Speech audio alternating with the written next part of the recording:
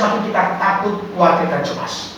Tapi semakin kita membuka diri kepada Tuhan, semakin kita dikuatkan, diteguhkan, dimotivasi, didorong dalam menghadapi situasi kondisi yang genting sekalipun.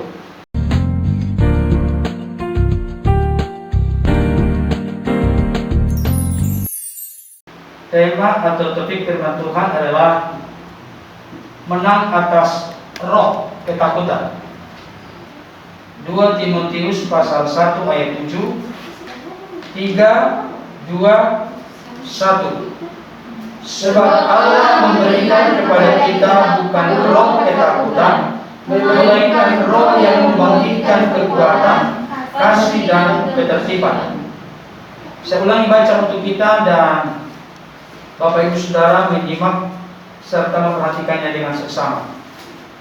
Sebab Allah memberikan kepada kita bukan roh ketakutan, melainkan roh yang membangkitkan kekuatan, kasih, dan ketertiban.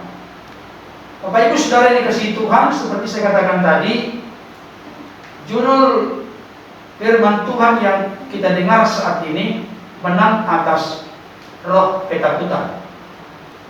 Hal yang menjadi berita baik secara nasional di Indonesia maupun secara internasional di dunia secara keseluruhan adalah adanya pandemi virus corona yang orang sering menyebutnya masuk kepada gelombang yang kedua. Di gelombang yang pertama tidak pernah lebih dari 15.000 per hari. Tetapi tanggal 15 Juli yang lalu ada sekitar 50.000 lebih yang positif. Bahkan varian dari virus itu terus berkembang. Artinya bermutasi ke taraf yang lebih membahayakan. Nah, berita-berita seperti ini baik kepada anak-anak, remaja, pemuda-pemudi, orang tua, tentu secara manusiawi pastilah membawa kepada ketakutan. Satu pujian yang saya sangat suka dan senang dengarkan atau nyanyikan hari ini. Zaman sekarang berjagalah, lihat dunia bergelora, kedengaran sini sana banyak kabar yang menggemparkan, menakutkan, mencemaskan. Dengan situasi kondisi seperti ini, saya mau kasih tahu, firman Tuhan pun menegaskan, bahkan jadi diri kita masing-masing mengingatkan dengan sungguh-sungguh bahwa kita memiliki kekurangan, kelemahan, dan keterbatasan memproteksi, melindungi, memelihara hidup kita. Memang kita harus mengikuti anjuran pemerintah, paling tidak 3M.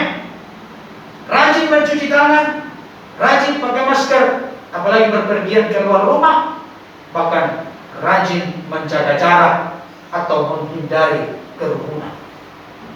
PPKM sudah berlalu 2 minggu, diperpanjang lagi selama bulan Juli ini. Karena apa?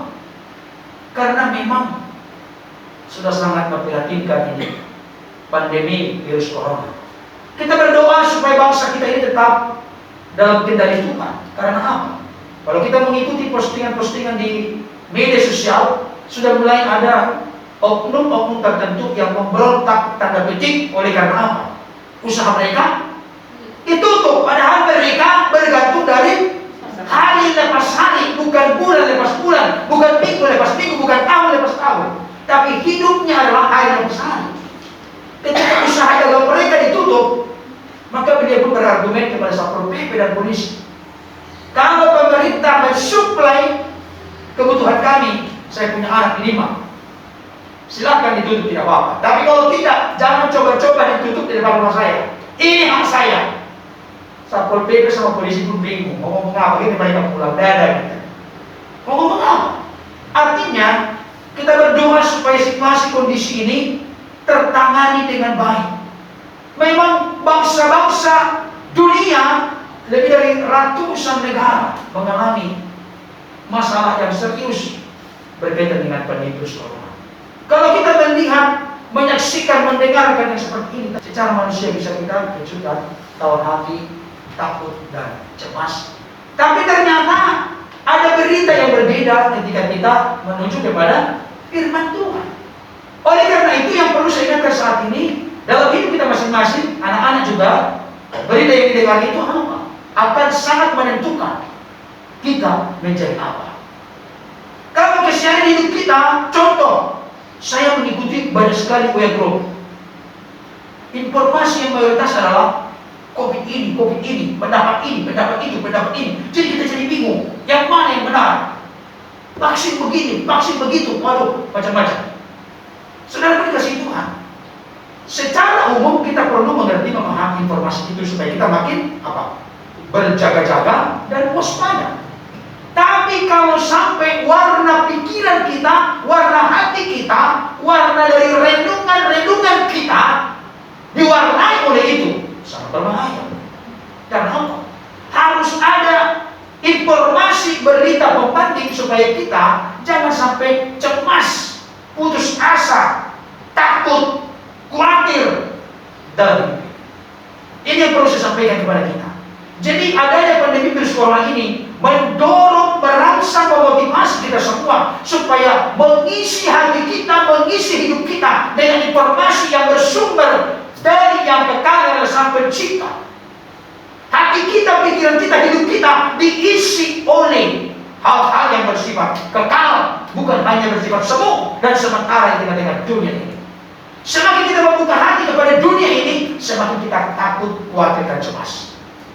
Tapi semakin kita membuka diri kepada Tuhan, semakin kita dikuatkan, diteguhkan, dimotivasi, didorong dalam menghadapi situasi kondisi yang genting sekalipun.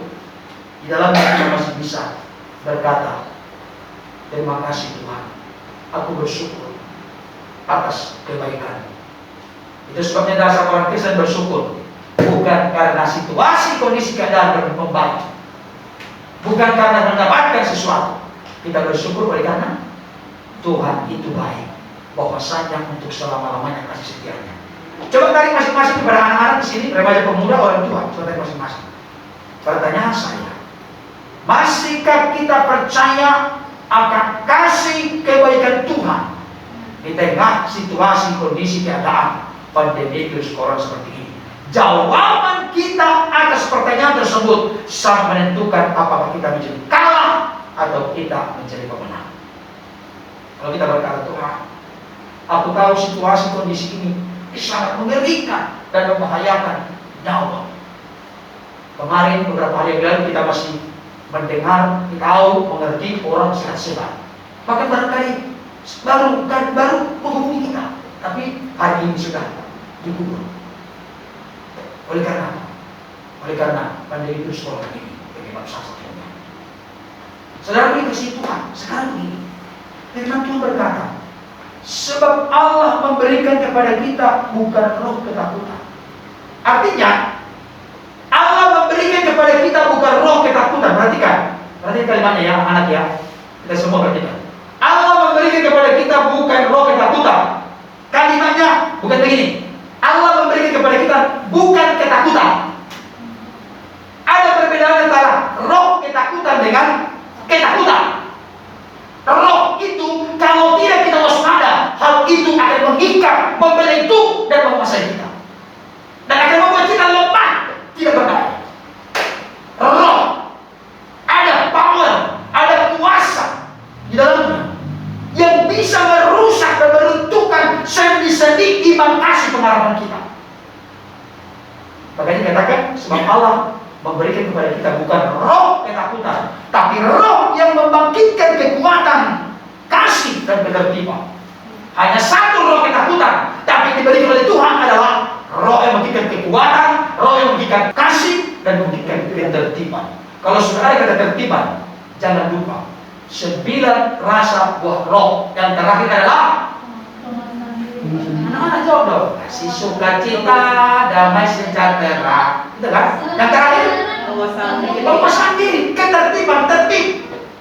Ada ketertiban, ada roh penguasaan diri. Artinya, di tengah-tengah situasi kondisi seperti ini kita perlu roh penguasaan diri. Jangan sampai biar hati pikiran kita, jangan sampai tidak terkendali. Jangan sampai situasi kondisi-kondisi keadaan yang menakutkan ketika dunia ini mendominasi, mewarnai hidup kita. Nah, sekarang pertanyaannya, bagaimana kunci atau rahasia supaya kita jangan dikuasai oleh roh ketakutan? Satu bagian firman Tuhan dari Roma 10 ayat 17. Iman timbul dari pendengaran, dan pendengaran oleh firman Kristus. Saya kasih tahu, ingatin kita semua. Salah satu kunci untuk mengenyahkan roh ketakutan adalah iman. Ibrani 11 ayat 1 berkata, iman adalah dasar dari segala sesuatu yang kita harapkan dan bukti dari segala sesuatu yang tidak kita lihat. Jadi iman itu ibarat fondasi atau dasar rumah. Ini rumah ini bisa berdiri sekarang ini karena dasar fondasinya kuat. Kalau dasar fondasinya tidak kuat, maka rumah ini sudah menjadi roboh, bahkan banyak temboknya yang retak-retak. Artinya, roh ketakutan ini bisa dienyahkan, dikontrol, dikendalikan, bahkan dienyahkan dari diri kita, disingkirkan dari diri kita melalui iman. Dengar baik cerita ini. Anak-anak sudah pernah mendengar sekolah minggu apa itu? Suatu ketika Yesus bersama murid-muridnya naik perahu. Karena Yesus sudah capek, akhirnya Yesus tidur di buritan kapal. Ketika Yesus tidur di buritan kapal, yang mengendalikan perahu ini, di buritan perahu itu, yang mengendalikan perahu adalah murid-muridnya. Yesus tertidur. Nanti kita tanya di sorga, bagian masuk sorga, sorga semua ini. Tanya, waktu itu Yesus sambil ngecis atau mirna? Kita tidak tahu jawabannya, nggak ada dalam kita. Tapi barangkali karena pulasnya tidur, karena sudah capek melayani, mendoakan, membuat mujizat, mengajar dan lain sebagainya. Bisa saja. Tapi ya itu bukan jadi diskusi benar. Tapi yang penting adalah ketika mereka sedang mendayung perahu itu, maka datanglah angin sakal menerjang perahu itu, sehingga perahu itu mulai penuh dengan air karena ombak yang besar. Perhatikan baik. Mereka sampai ketakutan, sampai cemas, mereka panik, mereka berjuang dan berupaya untuk mengatasi masalah itu. Tapi informasi Alkitab, ketika perahu itu mulai penuh dengan air, mereka menyerah, mereka tidak berdaya. Maka mereka akhirnya ingat, ternyata ada guru kita di sini, Yesus. Dan mereka pun membangunkan dengan cara kalimat yang sangat luar biasa. Guru, engkau tidak peduli kalau kita binasa. Artinya binasa bersama Yesus. Memang begitu omongan orang kalau sudah panik, kan sering begitu kan? Setuju kan? Kalau orang sudah panik dalam situasi yang kritis, omongannya apa? Kacau. Tapi Yesus tidak memperdebatkan hal itu, justru Yesus berkata, dengan baik. Maka Yesus pun bangun, menghadap angin itu, dan berkata kepada danau itu, teduhlah. Angin menjadi berhenti dari angin kencang tadi, dan danau pun menjadi jernih sekali. Perhatikan Markus pasal 4 ayat 40 dikatakan demikian. Mengapa engkau takut? Mengapa engkau tidak percaya? Nah, maksudnya orang kalau sudah takut berarti tidak percaya. Orang yang percaya akan mengenyahkan ketakutan. Jadi percaya itu adalah iman, keyakinan. Jadi bagaimana rumus atau rahasia kunci untuk kita menang dari roh ketakutan adalah bangunlah iman kita, bangunlah kepercayaan kita, bangunlah keyakinan kita. Cara membangunnya, iman timbul dari pendengaran, dan pendengaran dari firman Kristus. Tolong ya, iman timbul dari pendengaran, jangan berhenti. Nanti waktu saudara akan berkata, anak-anak berkata, iya mendengar dari handphone, ini. Saya kasih masukan ya kepada anak kita yang anak-anak ini, anak-anak dan remaja pemuda-pemudi. Perhatikan. Mulai hari ini, tolong dulu bangun semangatmu. Saya kasih referensi karena hanya singkat, kadang-kadang di bawah 10 menit. Saya sudah ngomong sama Samuel karena dia dipanggil untuk menjadi pendeta nanti, tapi masih lalai-lalai dulu. Suara Injil. Saya sudah mendengarkan bolak-balik banyak mutiara kebenaran saya dapatkan dari dia. Ada channel namanya Suara Injil. Itu singkat-singkat.